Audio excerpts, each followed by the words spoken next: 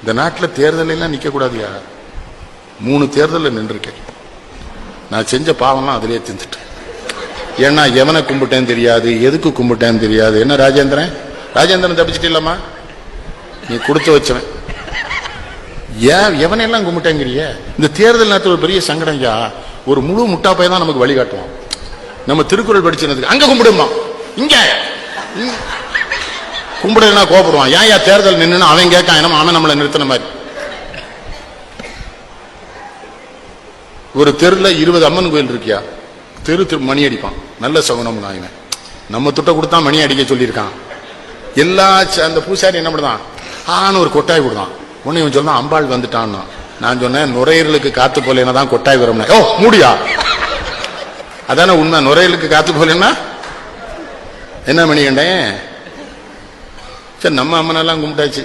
இவன் பாதி கண்ணீர்ல கண்ணில் ஊதிய போட்டு எல்லாம் பண்ணி. இந்த கிறிஸ்தவ நண்பர்கள் வந்து சும்மா இருக்கானா?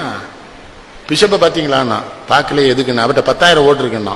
அப்ப சாயங்காலம் போய் வாங்கிட்டு வந்துடுவோமே. நீ உருப்படவே மாட்டாங்க. இருக்குன்னு சொன்னா வாங்கிட்டு. நான் பிஷப்பை பார்க்க போயிட்டேன். நமக்கு நம்ம சாமியார்னா கும்பிட தெரியும், பிஷப்பை கும்பிட தெரியுமானே. போனோன்னே எப்படின்னு கேட்டேன். அந்த மண்டி போட்டு அந்த மோதிரத்தில் முத்தம் கொடுக்கணும்னா நான் முத்தம் கொடுத்தேன். அது எச்சியா இருந்தது. பிஷப்கிட்ட கேட்டேன், என்ன சாமின்னு. அந்த வேட்பாளர் இப்போ தான் முத்தம் கொடுத்துட்டு போனான். துடைக்குன்னா நீ வந்துட்டேன்னாரு. அப்பதான் கேட்டேன், எத்தனை வேட்பாளர் வந்தான்னு. 10 வேட்பாளர் வந்துட்டான்னு. அப்போ ஓட்டு 10,000 1000 பிரிஞ்சுட்டு இது நமக்கு கிடைக்காது. வெளியில வந்த உடனே இன்னொரு வக்கீல் வந்தான், ஃபீலிக்ஸ் பண்ணான்ற உடனே. பிஷப் பாத்தீங்களா பாட்டேன்னு. அது ப்ராட்டஸ்டன்ட் பிஷப். கேத்தலிக் பிஷப் பார்த்தீங்கன்னா எனக்கு சந்தோஷம். ஓ நம்மள மாதிரி இவனையும் பிரிவு போல இருக்கு. மனுஷனுக்கு எச்சி புத்தி. கேத்தலிக் பிஷப்ட போனா இந்த எலெக்ஷன் நேரத்தில் துன்பப்படுத்தாம பார்த்தீங்களா, நின்னா தான் இந்த துன்பம் தெரியும். 4 பேர் நிக்கான். அவர் பாவமன்னிப்பு கூண்டுக்குள்ள இருக்காரு. அங்க போய் ஓட்டு கழுங்க. ஒரு பாவமன்னிப்பு கூண்டுல இருக்காரு. அண்ணாச்சி நேரம் இல்ல, இன்னும் 5 ஊருக்கு போகணும்ட்டான். நான் டக்குன்னு போய் மண்டி போட்டு, சாமி நான் இந்த தொகுதியில் காங்கிரஸ் வேட்பாளராக போட்டிடுறேன். அவர் உடனே பரமண்டலத்தில் இருக்கிற பிதாவே, இந்த பாவி தேர்தல் என்கிற பாவக்களத்தில் காங்கிரஸ் கட்சி வேட்பாளராக நிற்கிற காரணத்தினால் இவனுடைய பாவத்தை ஏற்றி இவனை மன்னிப்பீராக. நான் என்ன பண்ண முடியும்? ஆமென்னு என்று சொல்லுவேன்.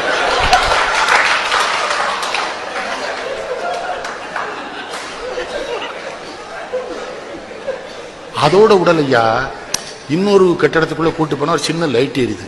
அங்க எத்தனை பேர் இருக்கானே தெரியல. ஆம்பளையும் பொம்பளையுமா உட்கார்ந்து இருக்கான். ஏசு வருகிறார், ஏசு வருகிறார். நான் சொன்னேன், அவருக்கு தான் நம்ம தொகுதியில ஓட்டு இல்லையே, அவர் ஏன் வர? அங்கே ஒருத்தர் சும்மா இல்லையா. திடீர்னு என்ன பண்ணானுவா, ஆலே லூஜா ஆலே லூஜான்னா பாதரி கூட வந்தல 2 பேருக்கு வேட்டியில ஒண்ணுக்கு போய் என்ன சத்தம் போனா இருக்குல்லன்னு. உங்களை சிந்திக்க வைப்பதற்காக இந்த செய்திகளை சொல்லுகிறேன். இது தேர்தலா? யோசிச்சு பாருங்க.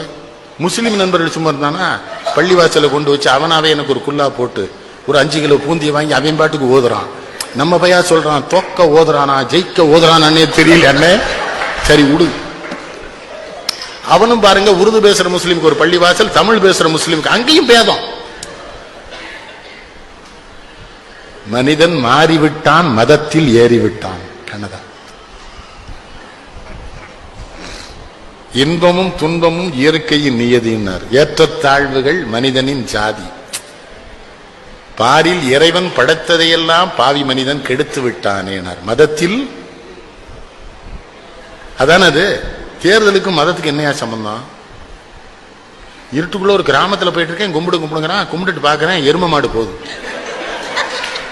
நம்ம திருக்குறளை படிச்சு தாலியை போட்டு அறுக்கவா இல்ல, எரும மாட்டை கும்பிட விடுதே இல்லைங்க. மாட்டின் சொந்தக்காரர் எத்தனை மகிழ்ச்சி அடைவார். செருப்பால் அடிச்சிருவான். அவன் என்ன நினைப்பான், மாட்டுக்கும் மனுஷனுக்கு வித்தியாசம் தெரியாதவே வேட்பாளரா என்ன பாடு படிச்சுட்டானோ. ஒரு கிராமம், சின்ன கிராமம், ஊராட்சி மன்ற தலைவர் கணேசன். அவர் எப்படி இருப்பாரு? மாடு கிட்ட வச்சிருக்காரு, பருத்தி கோட்டையும் புண்ணாக்கும் கலக்கிட்டு இருக்காரு. காலையில அவர்கிட்ட கூட்டு போயிட்டான். அண்ணாச்சி வந்திருக்காங்களான்னு அவர் திரும்பினாரா, வேட்டியை விட்டார். நான் அவரை கும்பிடுறேன். அவருக்கு மனசுக்குள்ள மகிழ்ச்சி. நம் மனைவிக்கு பிறகு நம்மை முழுமையாக பார்த்த வேட்பாளர் இவராக இருப்பார்.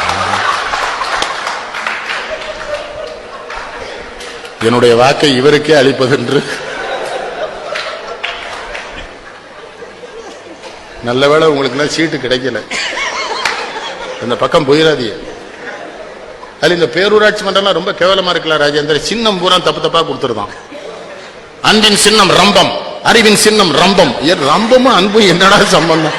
பண்பின் சின்னம் ரம்பம், பாசத்தின் சின்னம் ரம்பம் தானே. அட சண்டாள பயலு சொல்லனா இல்லையா? அதுல அன்னைக்கு வேலூர் கிட்ட ஒரு ஊர்ல கார்ல போயிட்டு இருக்காங்க, ஒருத்தன் சொல்றான், மறந்து விடாதீர்கள் 26ஆம் தேதி அதிகாலை எழுந்து குளித்து பொட்டிட்டு சாந்திட்டு புறப்பட்டு சென்று உங்கள் பொன்னான வாக்குகளை கிணத்திலேயே போடுமாறு கேட்டுக்கொள்கிறேன். ஆஹா,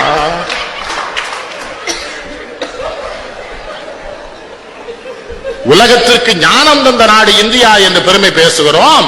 ஆனா உள்ளூர்ல ஒரு தேர்தல் நம்ம இவ்வளவு கேவலப்படும்.